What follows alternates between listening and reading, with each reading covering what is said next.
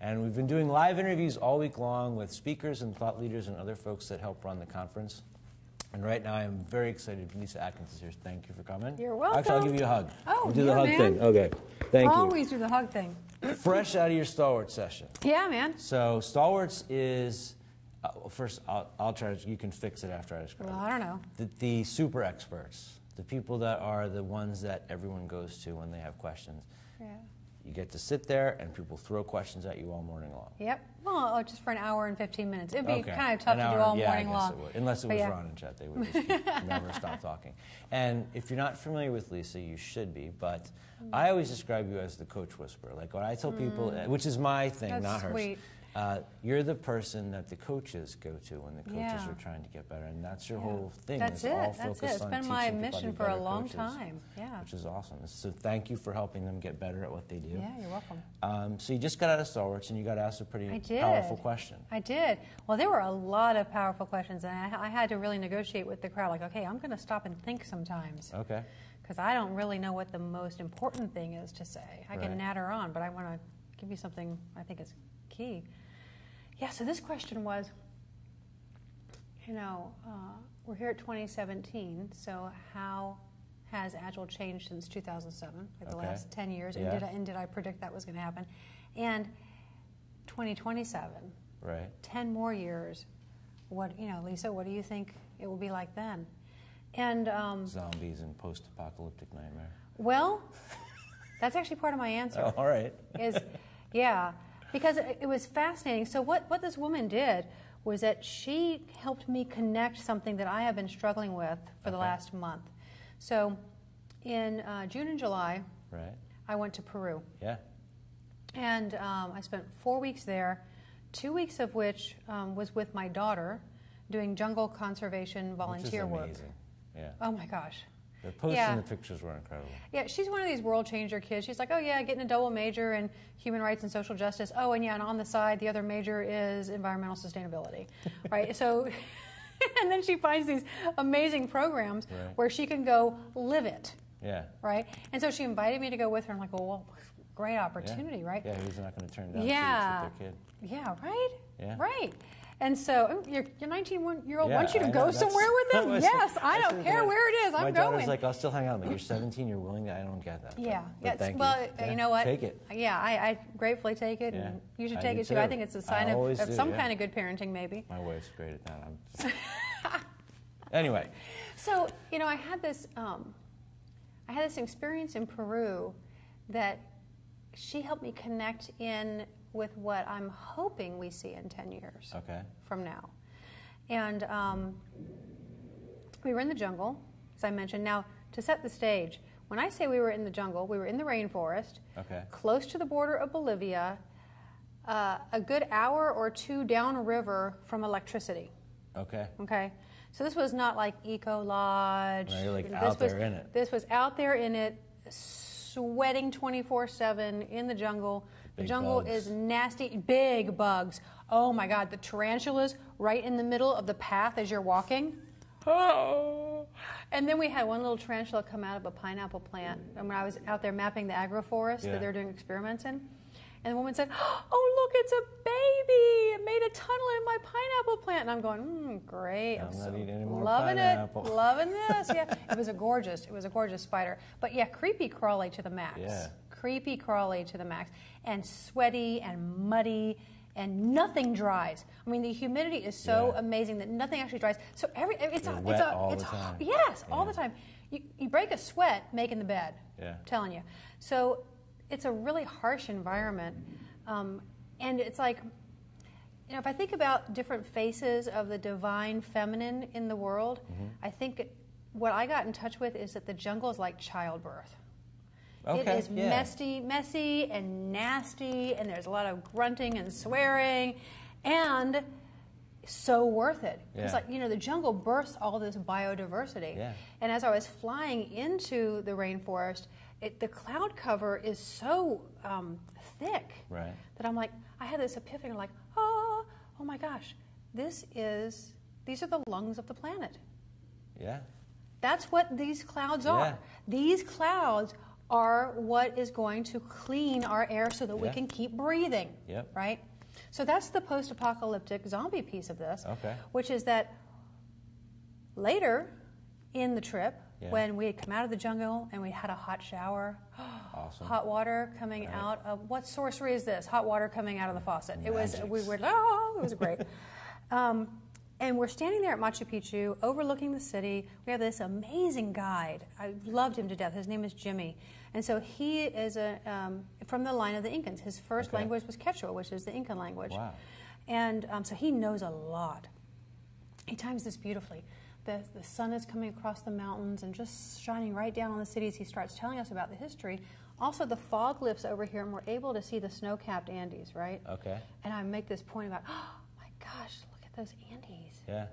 And he said, yeah. And they used to all be snow-capped. You used to be able to stand here and you know, look all the way around and see the snow caps. Well, now hang tight. And I said, so how long ago was this? Like, expecting him to say, oh, a couple hundred years ago.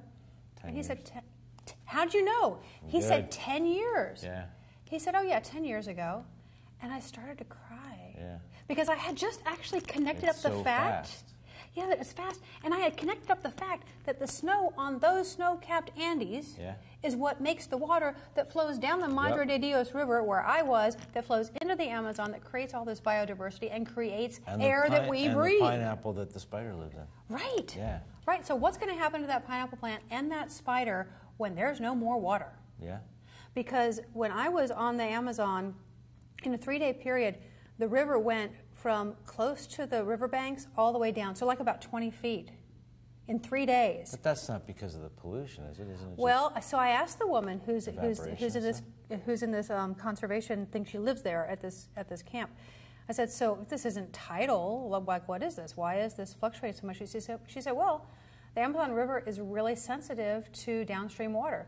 This just means it didn't rain in the mountains, in the cloud forest in the last few days. That's all this means. Because they took all the trees.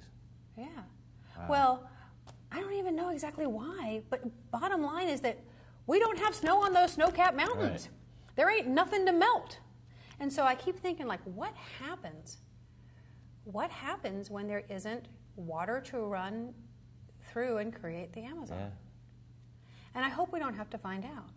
And so this was the moment of connection with the zombie apocalypse and the 10 years forward in Agile. You thought, we need a waterfall. Oh, no, I didn't think that. Sorry. I've been waiting like 2 minutes to roll that one out. That's pretty funny. I like that. No, I thought if we're going to avoid the zombie apocalypse, if we're going to avoid literally not killing the humans on the planet, then we Agilists better start thinking about where we're going to bring our good Agile mojo. Okay. Because we have something that, for example, people who are working on climate change issues can use. We have a way of working that can help accelerate their missions. This is quite a gauntlet to throw down to the community. Well, so yeah. I mean, a good one. But so, like, why not? Yeah. Why not us? Because my daughter is involved in a lot of these communities now, and I notice the same thing about them that I notice about things we deal with in corporations. Huge passion, lots of energy, not very good at getting stuff done. Like the schools, like the work that John and Mike are doing, right, like the Scrum in Schools thing, yeah. So, you know, we have something that can help, and my question is, why aren't we taking it there? Well, I mean, we just haven't thought about it yet.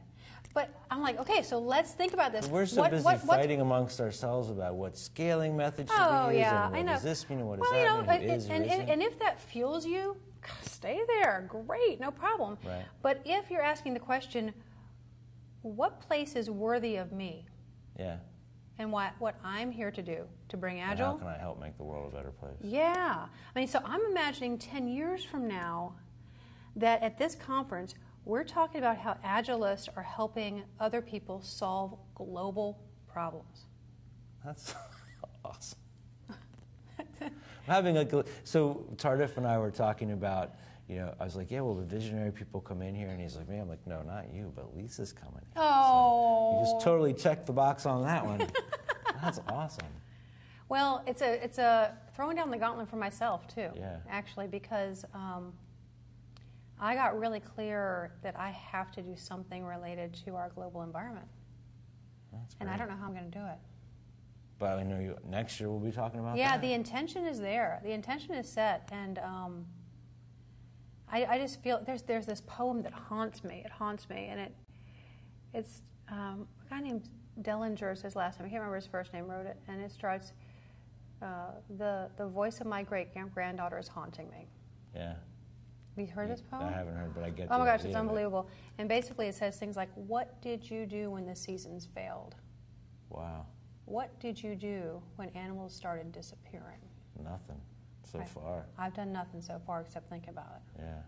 Wow. And to me, so Agile is this amazing accelerator, and I would love to see us accelerating change in a things that matter, socially positive way. Yeah. You know, like so many of us are spending our times accelerating software. A piece of software or a new credit card offer or a different service tweak or something. Those are fine, but some people can go fix the world. Yeah, like why don't we pick our heads up and figure out how can we join with other people who are already trying to do that, and just bring our good Agile mojo over there and see if it helps them. That's powerful. Yeah. That's cool. I'm kind of jazzed up about it, and kind of afraid too. Yeah, it's a big thing. So yeah. I know you've got to run, but I want to quickly mention the company if people want to find out about the work that you do helping coaches. Yeah. So Agile Coaching Institute, right? AgileCoachingInstitute.com. Yeah, I'm really excited because we've had now the second year of people who've gone through our competence cohort, which is our 10-month immersive practice and certification program that builds real, testable, measurable competence in Agile coaching. And so they're in our in-person classes, and then they do that program with us, and good stuff. They're coming out really strong. That's good. And really able to have the impact that they want to have in their organizations. Their skills improve, but what I'm most happy about is that their leaderfulness really grows. That's great. Yeah, it's cool. So I really want more people to come on that journey with us. Okay. So you go to AgileCoachingInstitute.com. Yep. Right, and the book, Coaching Agile Teams. You got it. And the Inspire Me cards are also very cool. Yes. Which we've talked about before. Yeah. So if you go to AgileCoachingInstitute.com, the Inspire Me deck is in the bottom right of that page. You can click on it and order it. It's 70 beautiful full-color cards. Like the emails that you send out with Yeah, much like that. Cool. Yeah, good. All right. Thank you very much for You're coming welcome, by. It's great to see you. We'll fun. be doing interviews not all week long, all the rest of today. Live from Agile 2017. Yeah. Thank you. And thanks for watching.